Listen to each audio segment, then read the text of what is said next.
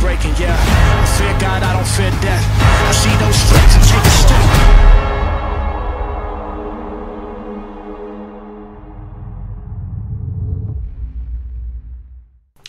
Bonjour à toutes et à tous, c'est le Saiyan Vlogger, j'espère que vous allez bien. C'est un plaisir de vous retrouver aujourd'hui pour une toute nouvelle vidéo consacrée aujourd'hui au film que j'attendais le plus de cette année 2023.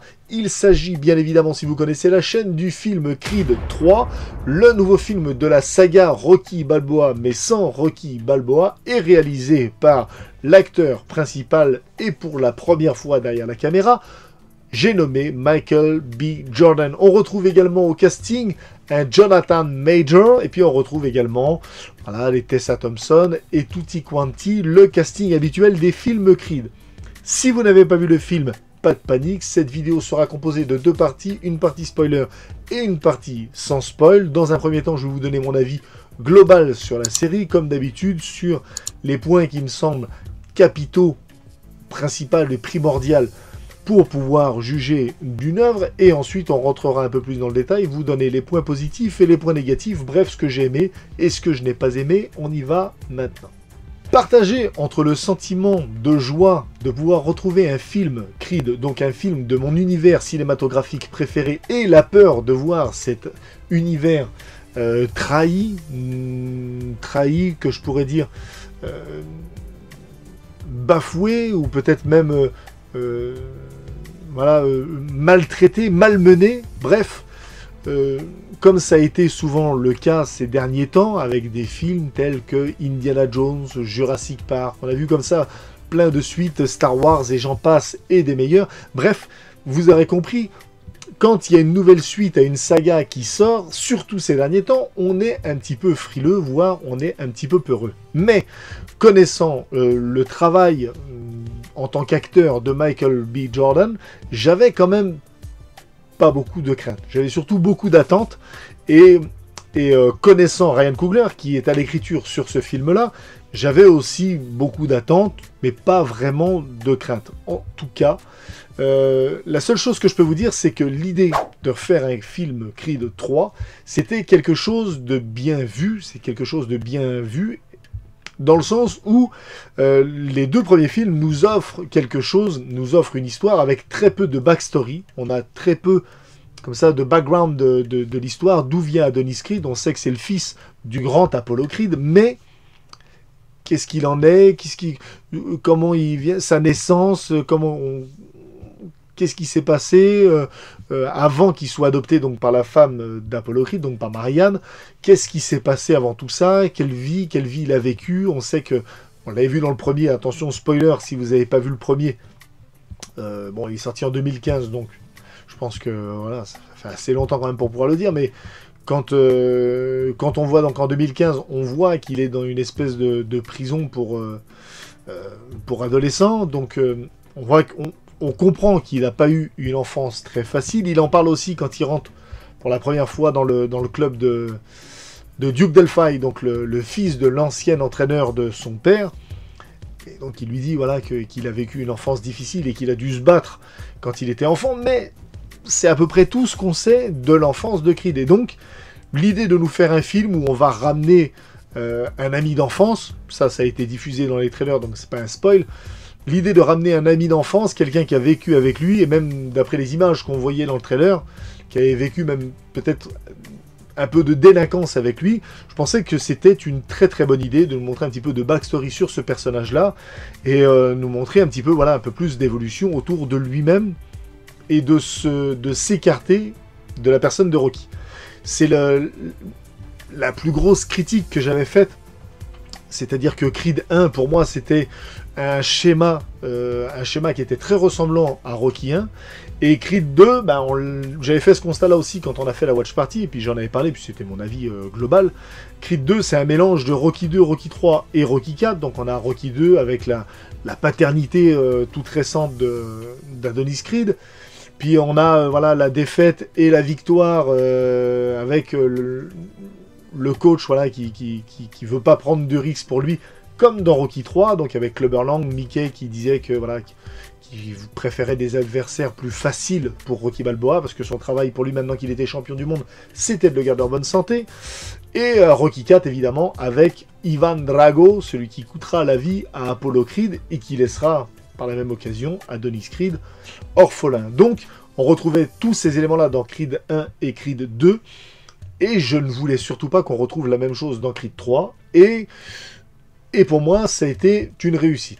L'idée de faire ça, c'était bien. L'idée est plutôt bien, et je dirais même plutôt bien développée.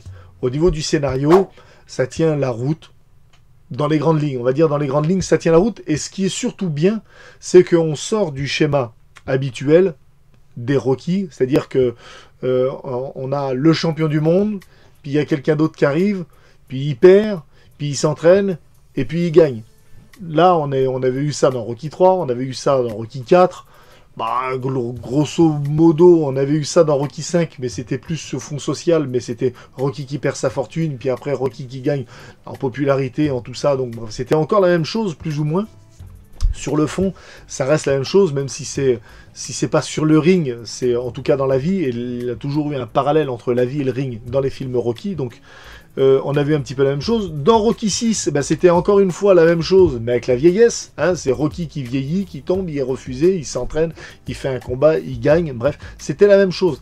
Rocky, Creed, je veux dire, Creed, on était encore une fois dans ce schéma-là, et Creed 2, encore pire, encore plus dedans, donc là j'avais vraiment envie qu'on change de schéma, et le scénario nous offre quelque chose de nouveau, avec un antagoniste qui vient de l'univers, donc d'Adonis Creed, qu'on ne connaît pas, un nouvel antagoniste qui va venir de son passé, qui va nous apporter de l'épaisseur au personnage, on va avoir du développement autour de la personnage, du personnage d'Adonis Creed, on va avoir aussi une backstory concernant ce personnage-là, on va savoir d'où il vient. Et puis je trouve qu'il est bien développé. On a également d'autres éléments qui sont développés avec d'autres personnages, mais j'y reviendrai un peu plus en partie. Spoiler. Concernant les acteurs, justement, ben, je pense que Michael B. Jordan fait le taf. Je le trouve vraiment très très bon. Je trouve qu'il est super efficace. Physiquement, on va pas... Voilà. Physiquement, le gars, il est juste au top du top. Il a une classe de ouf. Il a une sincérité dans la caméra, je trouve qu'il est vachement bon dans ce rôle-là. En tout cas, je pense que comme Rocky a été le rôle de Sylvester Stallone, je pense que Creed, ça peut vraiment être le rôle de Michael B. Jordan, même s'il a fait d'autres choses à côté, où il était très très bien. Je pense que vraiment, Adonis Creed, c'est vraiment voilà. En fait, je pense que Michael B. Jordan, c'est Adonis Creed. Voilà, je pense que c'est lui, il n'y a pas à chercher plus loin, quoi. Le gars est vraiment bon. Jonathan Major, il est bestial, il est incroyable. Et je pense que Jonathan Major, le seul rapport que je pourrais faire avec le seul parallèle que je pourrais faire, ou le seul parallélisme, pour reprendre un illustre prédécesseur, que je pourrais faire avec la saga Rocky, c'est qu'il a un petit côté Clubber Lang. Voilà, un petit côté sauvage, un petit côté revanchard sur la vie, un petit côté, voilà. C'est à moi, je vais le gagner à la force de mes points, peu importe les moyens. Et Jonathan Major est très très très bon dans ce rôle-là. Il est méchant, il est effrayant, il est imposant, physiquement et moralement. Je veux dire qu'il est même, il y a des moments où il est à l'écran, il est même oppressant. Tellement il remplit la caméra. Bref, il est incroyable dans ce rôle-là. On a Tessa Thompson qui est un petit peu plus en retrait que dans les films précédents, qui prend un petit peu moins de place automatiquement, puisque là, le film ne s'articule plus vraiment autour d'elle, mais plus autour de la relation entre Adonis et Damian, puisque c'est comme ça que s'appelle Jonathan Major dans le film. Donc Bianca un peu plus en retrait, mais encore une fois, elle est très très bien. Son personnage est encore développé, on voit d'autres facettes et d'autres aspects de sa vie également, et même elle, bon voilà, son personnage est bien développé, et Tessa Thompson est juste parfaite dans le rôle. Pareil, Tessa Thompson, elle est tellement mieux en Bianca, qu'en Valkyrie. C'est incroyable. Bref, Marianne, qui est dans le film, donc la mère d'Adonis Creed, qui fait également très très bien son rôle, qu'on voit pas beaucoup plus que dans Creed 1 et Creed 2, je crois qu'on la voit plus que dans Creed 2, mais qui a un rôle plus important et qui vient apporter quelque chose vraiment à l'histoire, au scénario. Elle vient vraiment apporter des éléments et je trouve que c'est bien. Je trouve même limite dommage qu'on ne l'ait pas utilisée un petit peu plus, voire un petit peu plus tôt. Je pense qu'elle aurait pu être très importante, comme Adrienne a été importante pour Rocky. J'aurais aimé je pense plutôt que que Marianne aurait pu être importante pour Adonis si elle avait été un peu plus exploitée. Bref, j'ai trouvé son rôle très très bien. La petite qui joue le rôle d'Amara, la fille d'Adonis et Bianca, j'ai trouvé également très très bien. Après, il y a d'autres personnages qu'on voit, pour ne citer que Duke Delphi, qu'on voit aussi un petit peu voilà, dans son rôle d'entraîneur très très bien. Le seul voilà, que je veux rajouter, on voit des personnages qu'on a déjà vu évoluer dans la saga Creed, puisqu'on voit Ricky Conlan, donc Tony Bellew, ancien champion des lourds légers de boxe. On voit Canelo Alvarez, ça m'a fait super plaisir, un petit caméo. Enfin, c'était Caméo Alvarez. On le voit 30 secondes, bah, autant que dans la bande-annonce. Si vous ne savez pas qui c'est, allez voir Canelo Alvarez. C'est actuellement, c'est mon boxeur préféré. Voilà. Des boxeurs qui sont actuellement en exercice, c'est mon boxeur préféré. On a Drago qui revient, Victor Drago, donc Florian Montaño, qui est toujours aussi imposant. Et puis pareil, la relation qu'il a avec Adonis Creed dans le film, je trouve qu'elle est très très bien. Et tout ce petit monde là, il joue bien. Il y a même José Benavides, donc boxeur pro, qui a boxé jusqu'en 2022. Je crois qu'il a pris sa retraite. Mais je crois que même de tous les boxeurs, je crois que c'est celui qui joue le mieux la comédie. Voilà. On en parlait la dernière fois aussi pendant les watch parties. On disait on peut être vaut mieux être un bon boxeur ou un bon acteur pour jouer un rôle de boxeur. Vaut mieux être un bon acteur, parce qu'un bon acteur peut jouer un bon boxeur. Et donc là, voilà, dans les boxeurs qu'on a vus, dans les vrais boxeurs qu'on a vus à l'écran, je pense que José Benavides, il est pas mal du tout. Il est pas mal du tout, et j'aimerais bien qu'on le revoie même dans d'autres films, pourquoi pas. Peut-être il parlait d'une série autour de Drago. Ça pourrait être intéressant, puisque dans le film, il est question qu'il fasse peut-être un combat contre lui. Au niveau de la mise en scène, je pense que c'est là qu'est le plus intéressant. Au niveau de la mise en scène, et j'en dirai un petit peu plus en partie spoiler, parce qu'il y a vraiment des choses intéressantes. Déjà, il faut savoir une chose, c'est que le film a été tourné en caméra IMAX, et c'est la première fois qu'un film, de sport, on va dire comme ça, de manière plus générale, pas seulement de boxe, mais de sport de manière plus générale, est tourné en IMAX. Donc ça permet d'avoir une grandeur, une profondeur de champ plus large. Ça donne quelque chose en plus. Mais vraiment, c'est pas juste pour faire du style, ça offre vraiment quelque chose de grandiose. Et au-delà de ça, la mise en scène, je trouve qu'elle est vraiment bien. Il y a énormément de gros plans qui nous font rentrer en immersion avec les personnages. Et il y a plein de petites idées. On a des ralentis, on a des trucs. Alors, je crois que Michael B. Jordan en a parlé, et je sais pas, je crois, c'est sûr, parce que je l'ai vu dans la bande-annonce avant d'aller voir le film. Il expliquait que, en tant que fan de Japanimation, il voulait mettre des sortes de ralentis ou des trucs qui faisaient très manga. Et là, pour le coup, il y a plein de petits passages où on a l'impression de voir Hajime no Ippo, mais complètement. On a carrément l'impression de voir Hajime no Ippo, où on a des coups d'œil, des ralentis, c'est super bien fait. Je trouve, moi je suis fan des deux. Je suis fan de Rocky, je suis fan de Creed, je suis fan d'Hajime no Ippo. Là, tu me mets ça, ça y est, c'est bon. Ça y est, tu peux faire ce que tu veux de moi. C'est comme ça. Il a au niveau des combats, il y a quelque chose de différent. Alors, Ryan Coogler, dans le premier, il y avait des plans séquences où c'était tourné, c'était très très très immersif, surtout pour le premier combat, un petit peu moins pour le deuxième. Pour Creed 2, donc c'était Steven Caple. Les combats, j'avais trouvé un peu moins un peu moins bons, les combats, personnellement. Et c'est surtout dans les chorégraphies que j'avais trouvé ça moins bon. Là, pour le 2, les chorégraphies restent du même acabit, on va dire. Donc c'est très mécanique, très avec des coups larges, tout ça.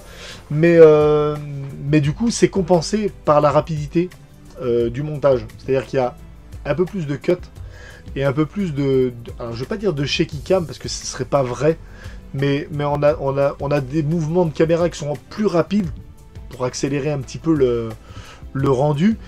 Et au final, moi j'aime beaucoup. J'ai même préféré les scènes de combat à celui-là, notamment pour une scène en particulier dont je parlerai en partie spoiler. Je vais finir par y arriver parce que sinon la vidéo va durer 2 heures, vous comprenez bien.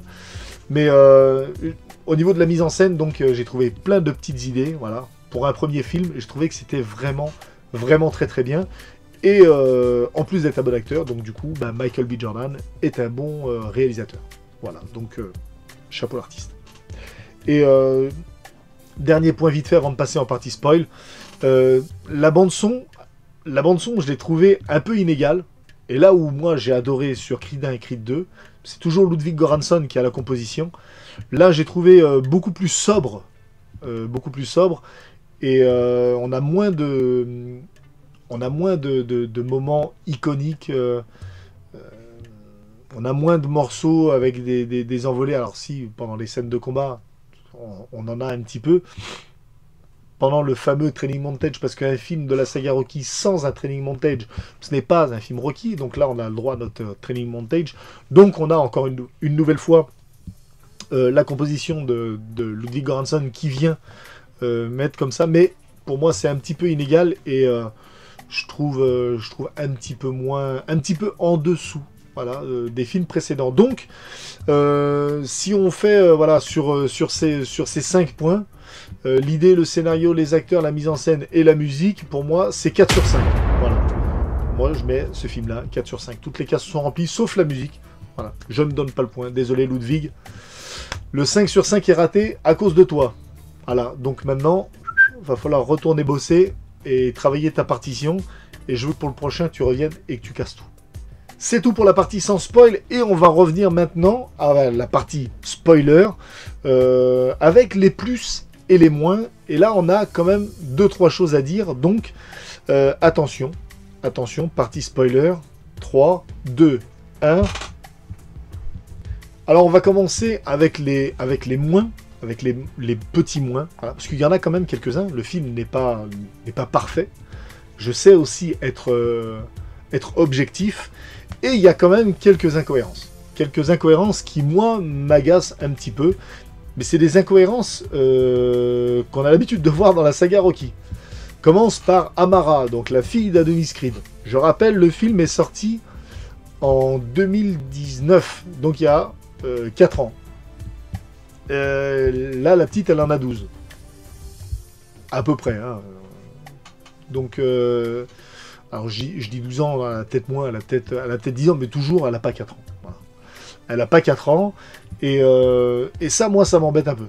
Voilà. Ça m'embête un peu, et je trouve que c'est dommage. Alors, je comprends pourquoi ils l'ont fait, dans le scénario, après, voilà, ça ne me gêne pas plus que ça, mais je trouve ça dommage, voilà, de faire un truc super réaliste, comme on parlait la dernière fois avec G, tu fais un truc super réaliste, t'essayes de coller le plus possible à la réalité au niveau des combats, au niveau de l'histoire, et derrière, bah, tu me mets ça, bon, ben moi, je trouve ça dommage. Alors, ça me gâche pas le plaisir non plus, mais je trouve ça dommage. Et c'est pas la seule incohérence qu'ils ont fait. Parce que quand on regarde le film, Ricky Conlan a pris 17 ans de prison dans le premier, dans Creed 1, et on s'aperçoit qu'il a boxé Creed en 2017. Donc Creed 1 est sorti en 2015, et donc 17 ans plus tard, donc on est en 2017. Bon. Bon, alors pourquoi ouais, donc moi c'est... ça m'a... Alors ça m'a pas choqué une nouvelle fois, mais je me suis dit, merde, là ils se sont plantés. Là ils se sont gourés quelque part. Ils auraient pu faire autrement, ils auraient pu faire qu'ils le rencontraient plus tard, bien plus tard, ils auraient pu... Bon, bref, voilà, ils ont voulu faire ça. Je sais pourquoi ils ont voulu le faire, voilà, parce que, en même temps, dans le film, et dans la vraie vie aussi, Ricky Conlan, c'est quelqu'un qui est beaucoup plus âgé qu'Adonis Creed, donc s'il avait attendu de 2017, par exemple, jusqu'à 2022, ou de 2015 jusqu'à 2022, il se serait passé 7 ans s'il avait déjà 35-36 ans. Bon, après, il est arrivé à 42-43 ans. On aurait dit oui, mais il est vieux. Bon, bref. Ils ont fait ça peut-être pour ça. Ou peut-être... Ça se trouve, il se rappelait même plus qu'il était en prison à la fin du premier. Parce que même 17 ans, avec remise de peine et tout, ça fait pas 2 ans. Ça fait pas 2 ans. Et pour moi, je trouve que ça manque un petit peu d'image d'archives. On nous vend Adonis Creed comme étant le plus grand boxeur de tous les temps. Donc il est même meilleur que son père, meilleur que Rocky. C'est lui, voilà, c'est le boss des boss. Et en fait, on n'a pas d'image d'aucun combat. Là où dans Rocky 3, on a une petite évolution dans le générique. On avait tous les combats, on a au moins une dizaine de combats de Rocky, où on voit qu'il a remis son titre en jeu plusieurs fois, il s'est passé plein d'années, et ça expliquait en même temps que son fils avait grandi, tout ça. Là, on n'a rien du tout, on ne sait pas expliquer, on a juste, on passe de 2017 à nos jours. Donc, on passe de 2017 à aujourd'hui. Et donc, pour moi, c'est incohérent. Pour moi, c'est incohérent. Il manque... Enfin, c'est pas incohérent, c'est dommage. C'est dommage qu'on nous mette pas un peu des images de quelques boxeurs, quelques défenses de titre, voilà, pour justifier l'aura qu'il a autour de lui. Parce que si on va par là, il a fait le combat contre Ricky Conlan, le combat contre Danny Wheeler, le combat... les 2 combats contre Drago. Et derrière ça, donc il fait 5 combats pro et ça suffit pour en faire une légende de la boxe. C'est pas très très très cohérent, vous voyez. Donc voilà. En fait, mes points négatifs, ça va être que des trucs de cohérence. Parce qu'un autre truc, et là par contre, je serais un peu plus critique sur la cohérence, c'est là où ça passe dans Rocky, parce que c'était Rocky. Rocky, c'était assumé que c'était un film de super-héros. Encore une fois, c'est ce qu'on avait dit la dernière fois avec G. Mais là, José Benavides, poids lourd, ça passe pas, les gars. José Benavides, donc c'est celui qui joue Félix Chavez dans le film, c'est pas un poids lourd. C'était un super welter. Super welter, c'est... au plus haut, là où il a été le plus lourd, c'était en super welter. Super welter, c'est 70 kg. Poids lourd, c'est 92. Donc c'est 91 et quelques. Là, on en est loin quand même. Hein. Il est quand même loin des mecs de 100 kg. Et quand on voit même des boxeurs qui n'ont pas un gros gabarit, le champion du monde actuel, Alexander Usyk, qui vient de la catégorie des lourds légers, le mec fait quand même 100 kg. Et 100 kg, je sais ce que ça représente, puisque c'est mon poids, donc pas de souci. Et je sais que je suis plus gros que José Benavides.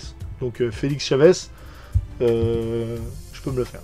Bref, les catégories de poids, ouais, franchement, c'est abusé. Et même... alors je sais pas si c'est dans la VF ou si c'est la même chose dans la VO, parce que j'ai vu le film en VF, mais quand il parle d'Adonis, il nous dit qu'il était champion du monde mi-lourd et champion du monde poids lourd. Ça veut dire qu'il a sauté non pas une mais 2 catégories. C'est-à-dire qu'entre les deux, il a sauté la catégorie des lourds légers. Ça fait beaucoup. Ça fait beaucoup. Et là, savoir même... on va même se poser la question. Natty or not Natty. Parce que sauter une catégorie, surtout que la catégorie des lourds légers, je crois qu'il y a 10 kg. Je crois que ça va de 80 à 92. Donc c'est énorme. Et sauter de 2 catégories comme ça d'un coup, surtout avec autant d'écart que ça, si c'est dans des catégories inférieures, il y a moins d'écart entre les catégories, mais là, je trouve que ça fait un peu beaucoup. Et donc pour moi, c'est un petit peu incohérent, mais alors je vais pas dire que ça me gâche le truc, mais je vais juste dire dommage. Après, dans les points positifs, et là on va terminer sur une bonne note, il y a quand même énormément de choses qui m'ont plu.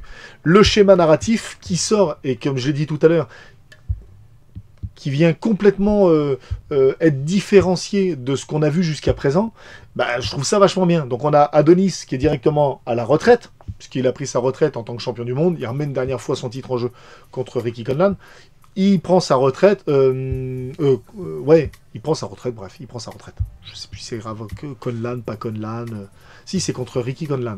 Donc, il prend sa retraite contre lui. Il finit champion du monde. Il s'associe avec Duke Delphi, donc avec son entraîneur. Il devient promoteur de combat. Donc jusqu'ici, tout va bien. C'est ce que beaucoup font. Pour ça, on a copié un petit peu ce que fait Floyd Mayweather, entre autres. Il y a aussi Oscar de la Hoya. Il y a d'autres boxeurs comme ça, d'autres grands boxeurs qui continuent à vivre dans l'univers de la boxe, mais en n'étant plus boxeurs. Et le moment où arrive Jonathan Major, donc Damian Anderson, quand il arrive lui, il le fait combattre. Donc là, en fait, c'est pas lui qui perd, quoi. Il n'y a pas une défaite de sa part à lui. C'est fait autrement et j'ai trouvé ça plutôt. J'ai pas trouvé ça plutôt pas mal. J'ai trouvé ça très bien. J'ai trouvé le schéma, la construction, l'histoire, la manière dont elle est racontée. J'ai trouvé ça très très très très bien.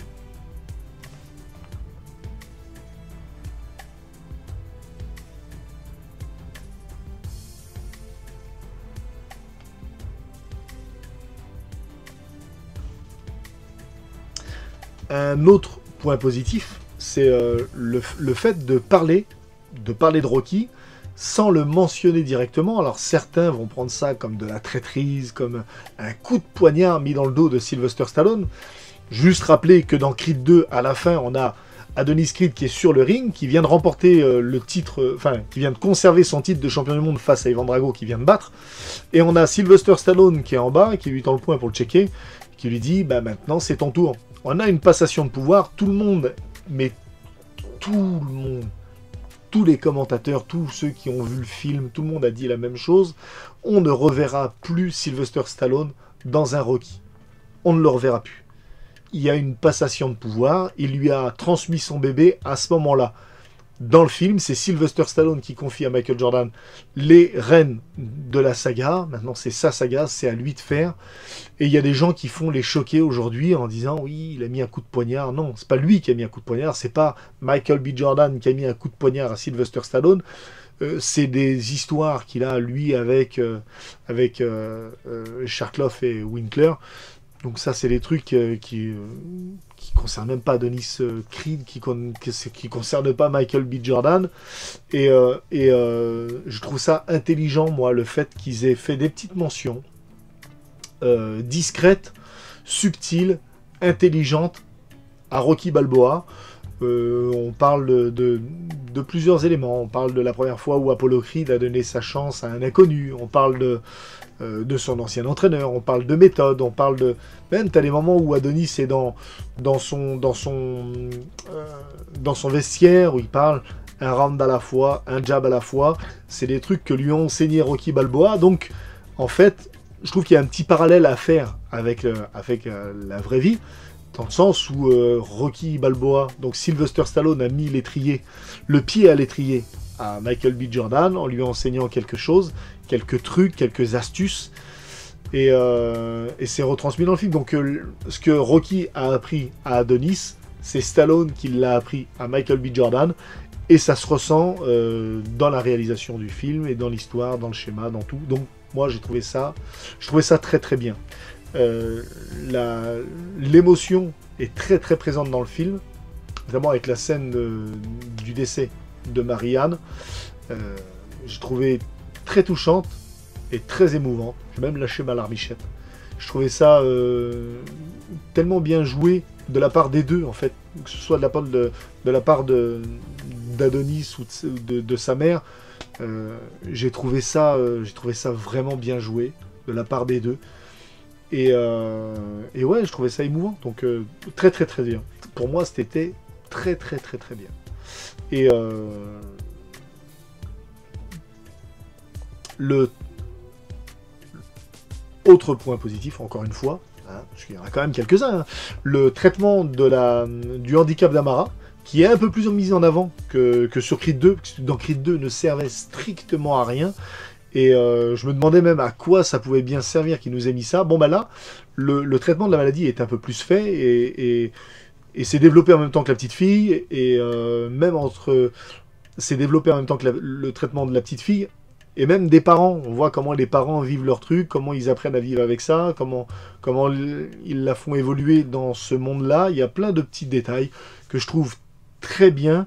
Montrer comment vivent les personnes avec comme ça, qui sont en situation de handicap. Et je trouvais ça plutôt bien fait aussi. C'est pas larmoyant, parce qu'à aucun moment ils se plaignent, à aucun moment ils en souffrent, juste ils font voir comment ils font pour vivre avec, et je trouvais ça très très bien.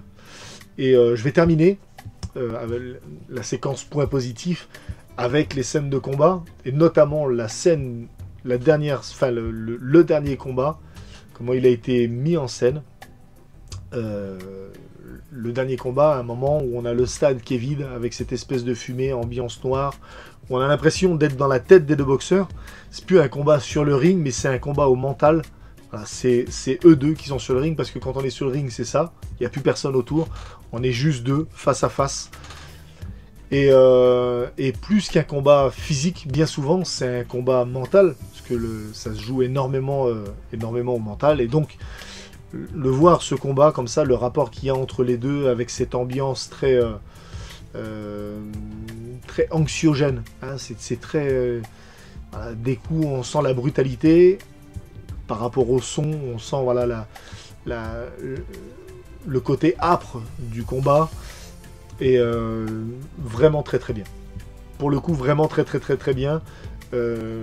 Pour moi, c'est une des meilleures scènes de combat des films Rocky, de la saga tout entière, avec celle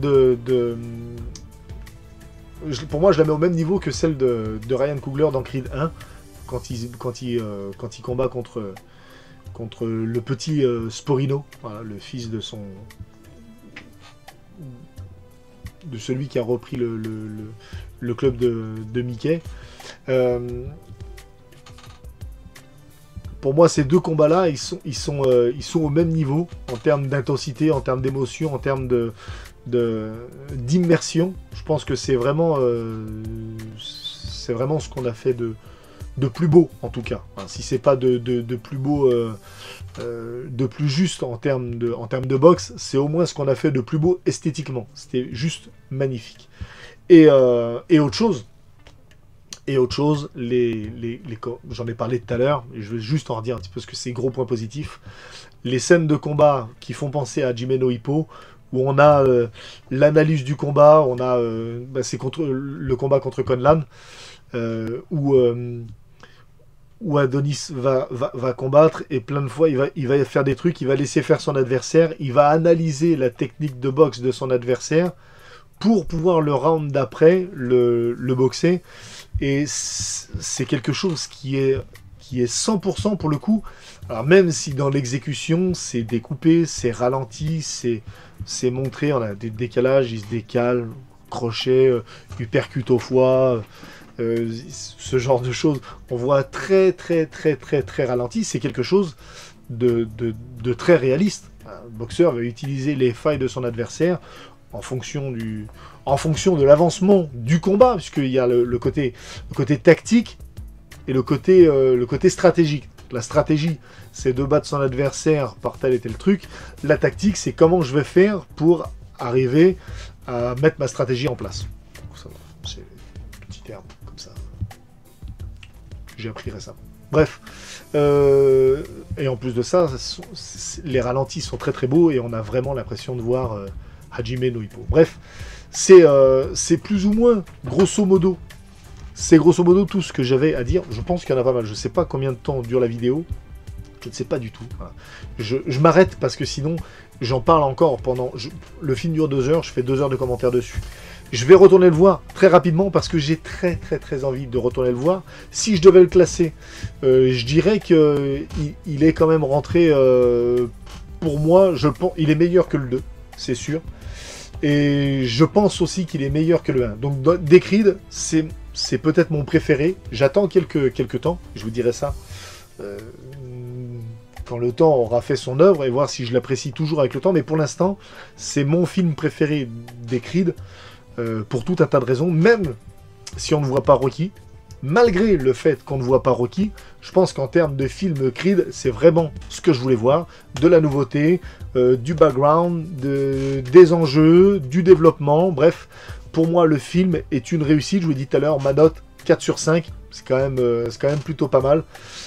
Félicitations à Michael B. Jordan. Dites-moi dans les commentaires si vous avez vu le film, ce que vous en avez pensé. Dites-moi quels sont vos points positifs et points négatifs. Si vous avez aimé cette vidéo, n'oubliez pas de la liker et de la partager parce que ça aide beaucoup la chaîne, évidemment. Mais ça, vous le savez déjà. En tout cas, c'est tout ce que j'ai à dire. Non, c'est pas tout ce que j'ai à dire, mais c'est tout ce que j'en dirai pour ce soir. Il ne me reste plus qu'à vous saluer et à vous dire à la prochaine pour une prochaine vidéo. C'était le Serial Vlogger. Prenez soin de vous. Ciao.